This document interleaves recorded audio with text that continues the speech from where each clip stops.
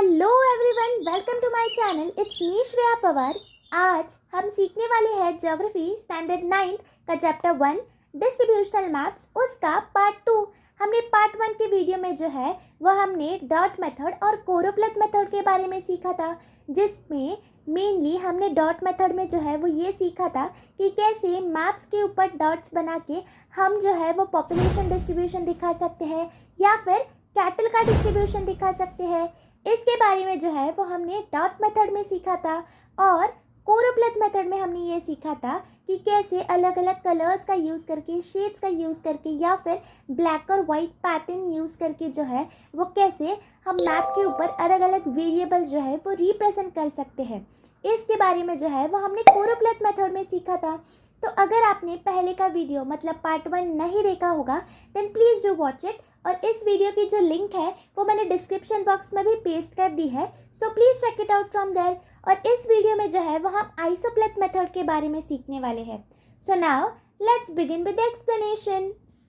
आइसोप्लथ method, इस method में जो है वो हम मेनली लाइंस का यूज़ करते हैं। मतलब जो मैप होता है उस पे जो है वो मेनली हम लाइंस ड्रॉ करके जो है वो हम अलग अलग वेरिएबल्स रिप्रेजेंट करते हैं। और जो वेरिएबल्स होते हैं इस मैप के ऊपर उस पे जो है वो हमें बहुत सारे डिफरेंसेस देखने को मिलते हैं। जैसे कि आइसोप्लथ मेथड में अगर हम पॉपुलेशन डिस्ट्रीब्यूशन बता रहे हैं या फिर रेनफॉल बता रहे हैं तो एक रीजन में जो रेनफॉल होगी वो दूसरे रीजन से बहुत डिफरेंट होगी। तो इस कारण जो है वो हमें वेरिएबल्स में बहुत सारा डिफरेंस देखने को मिलता है।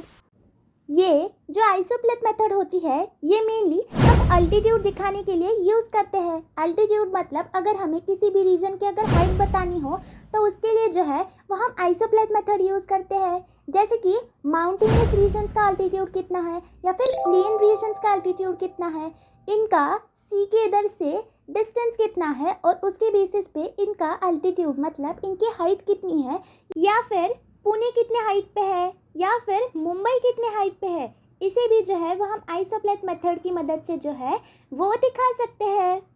और ये जो आइसोप्लथ मेथड होती है इसका जो डेटा होता है वो एक्यूरेट होता है, मतलब एकदम कट टू कट होता है, जिस कारण हम जो है वो इसे पॉइंट रिलेटेड डेटा ऐसा भी बोलते हैं। लाइक फॉर एग्जांपल अगर हमें किसी भी रीजन का अगर एल्टीट्यूड निकालना हो तो इस एल्टीट्यूड की हाइट कितनी है, कितने मीटर्स में है या फिर कितने फीट में है, ये जो डेटा होगा ये एकदम एक्यूरेट होगा, इसलिए हम इसे पॉइंट रिलेटेड डेटा ऐसा भी बोलते हैं।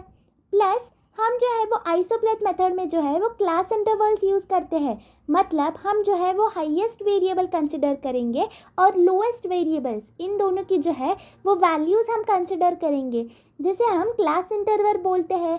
जैसे कि अगर हम किसी भी रीजन का टेम्परेचर निकाल रहे हो तो मैक्सिमम टेम्परेचर से लेकर मिनिमम टेम्परेचर तक जो है वो हम क्लास इंटरवल लगाएंगे।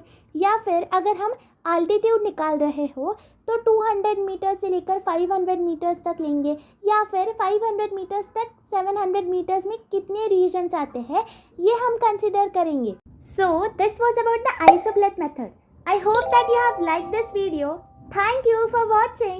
Don't forget to subscribe, like and share my video.